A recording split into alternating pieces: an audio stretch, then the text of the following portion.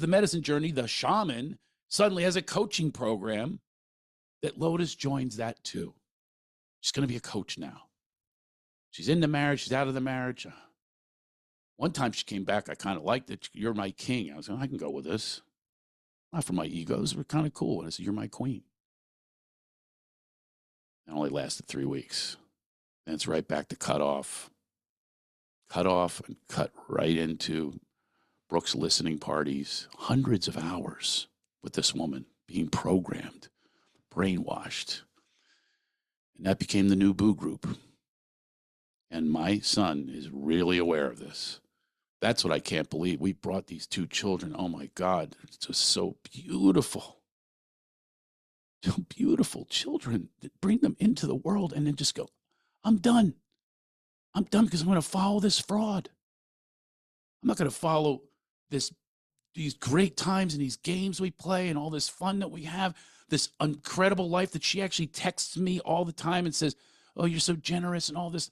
We have an unbelievable, extraordinary life. We see the world. We go around the country, Hawaii, we do all these vacations. We do all of these things. That's what she says. Nope, I'm going to stop all of that. Not process my own stuff. I'm not going to heal myself. I'm going to put my healing. I'm going to deify somebody. This leader, I'm not going to call a leader. She's just my friend. That's what she would say. It's a lie. That's what people like this do. They lie. So then she started getting secretive. I found money that she moved over into an account, $20,000. She did $9,000. I mean, there was so much of this going on. This is this woman who we founded ourselves in integrity. That was our thing, integrity and God and consciousness and spirituality. That was what is founded. And I will tell you, one mistake that I made is I didn't stay that path with her. Went off on my own path as well. And she went on hers, and she ended up deifying, canonizing this woman who just kept taking her down one multi-level after the next. Freedompreneurs, all these catchy words and all this BS. She went away to Australia with her, and then I'm reading about, I said, she cheated on her husband. She's saying it right. You're not. So, oh, it's okay. It was meant to be. Oh, whatever time. Oh, boy. When you're endorsing that with a woman who's talking about integrity in her businesses, yeah, you got a little problem. And I love saying this, too, because I'm just out in the truth. And I'm going to read you the next time. I'm going to read you what this woman wrote herself. And she's pontificating all the time. She's so arrogant. That's what a cult leader is. They're arrogant. They don't think about the consequences. I have 2 children that hate this woman, but they don't have the word. I shouldn't use the word hate. They don't have any hate in their hearts. They're so beautiful. They just don't have it. But they know what destroyed their mom. Mom's unrecognizable, to the point where I was working in Phoenix.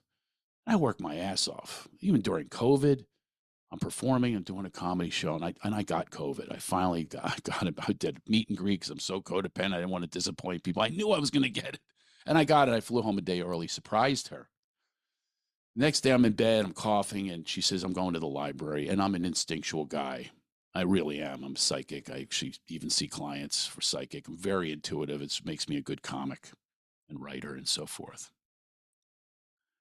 Said she's not at the library. I got up, got in the car. She was not at the library. I start texting her. And this is how people gaslight, just so you know, when you're dealing with a narcissist, this is how they gaslight. They reverse it. Like, you're the problem because you're now texting harassing.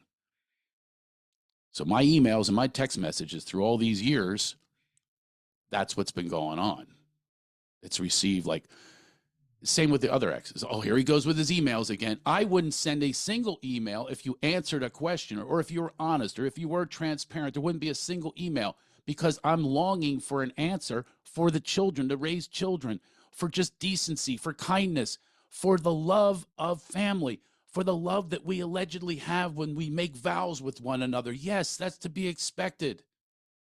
In sickness and in health. Yes, if you're sick, let's share it. Okay, let's find a solution, whatever it is. And where are you? I said. I wouldn't tell me. She came back home and wouldn't tell me. I said, you're lying again. She goes, that's not lying. I'm just not telling you. She avoided it, and she'll scratch her ears even though I'm saying no. And I become intense. I'm giving her exactly what she needs. Oh, now it's justified. Look at him. I don't go to the point of rage like she does. I'm too big for that anyway. I have to hurt people. And I finally, 5 hours later, at nighttime, the kids are in bed. That's how long this lasts. I said, tell me where you were. Just imagine that. I'd like you to have some compassion and some empathy for the people who judge. And they do judge. And the man is judged. I'm going to tell you how the man was judged in this case. Intensely, yes, I said, tell me where you were.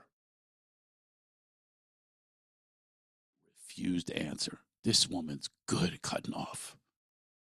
She's become an auteur, an expert at cutting off and disassociating with no feeling at all. The person who I took these vows in Hawaii with, looked in her eyes, and this is the most incredible person I've ever met in my life, has become this disconnected, disrespectful, hurtful, mean, cruel human being. That's mean to do to somebody. It's mean and cruel. And then to gaslight, to top it all off and act like I'm the problem for asking. Then I was the problem for the way I asked. I took her phone, held it up in the air. I said, I'll give this back. I was so desperate. I will give this phone back to you if you just tell me where you were today when you lied to me and told me you're at the library. You really weren't. Well, instead of telling me, she started to walk away, did her thing. She was going to walk out into the night. She's done it before. She turns around and charges me. It's a strong woman. She was once an electrician on movie sets. This is a strong woman, and especially strong with her rage, which she's never dealt with in her life.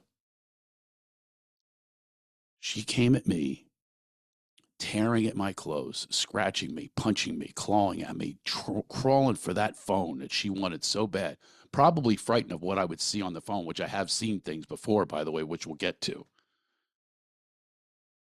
Now, people might say, well, she was just having an affair. I don't know. I don't know what she was doing. I have a feeling it was the cult.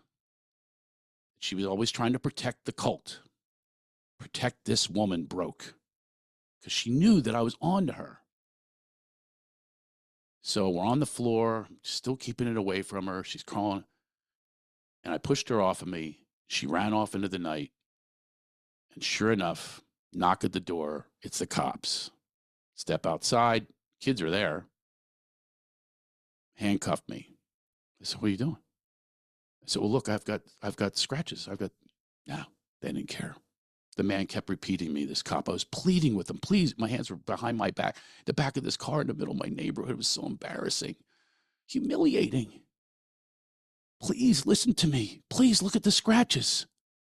He kept saying, you can thank OJ. Now, we all know the responses with OJ and all of that. We all know about abuse and what it led to. People were in denial that it did lead to that. I'm not one of them. But that's not who I am. But I got that label because I'm a man. If I really did hit her, let's use some common sense.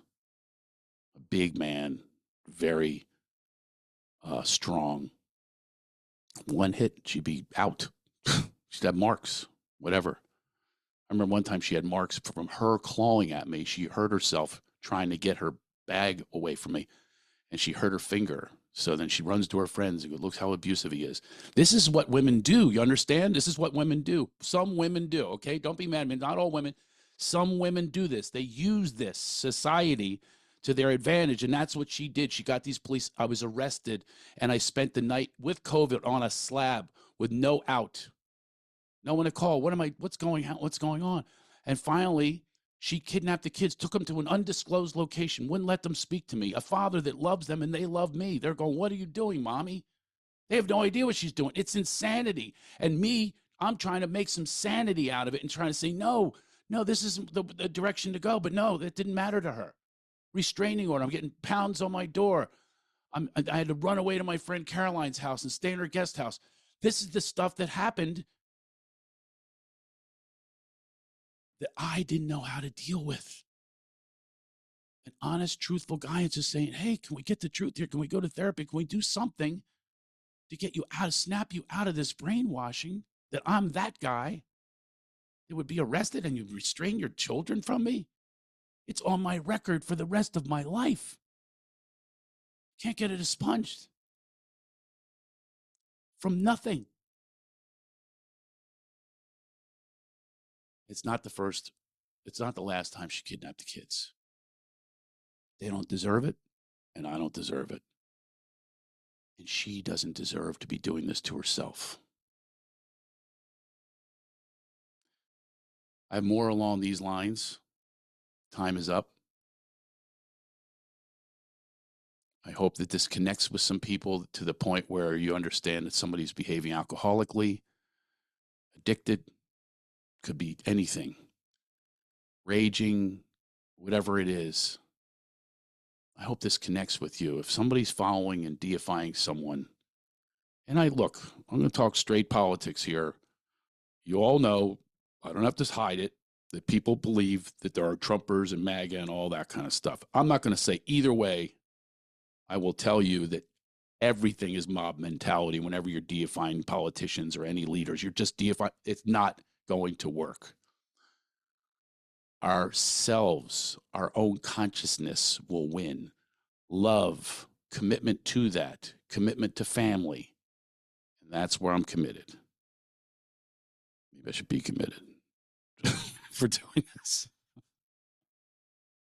Yeah, it's the wrong road to go. It probably is. I have no idea. No lawyer would say to do this. I guarantee you that. And I don't like the terms that they come up with either.